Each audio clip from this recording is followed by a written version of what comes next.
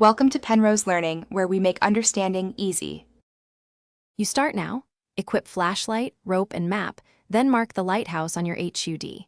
Once done, exit the village through the northern gate and stay on the stone path. It avoids quicksand and hostile packs. Make sure to conserve 1/2 bottle water for the dune crossing and monitor stamina.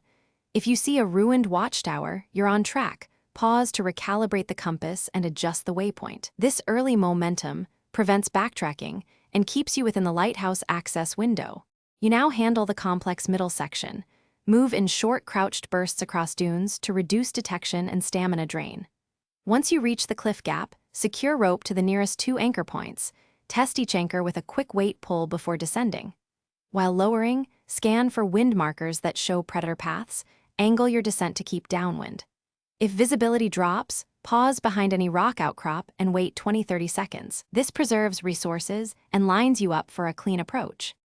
You reach the final approach. Move up the stairs carefully, testing each step and using railing where safe. Once inside, activate the generator to restore interior lights, then pull the main lever to unseal the hatch. If the hatch remains locked, use the override sequence. Left, right, then hold for about 3 seconds. This usually bypasses electronic jams. If the generator fails, check fuses behind the panel on the right and swap them quickly. Trouble persists. Retrace to the watchtower to reset the circuit. Thanks for watching. If this was helpful, leave a like and consider subscribing. See you next time.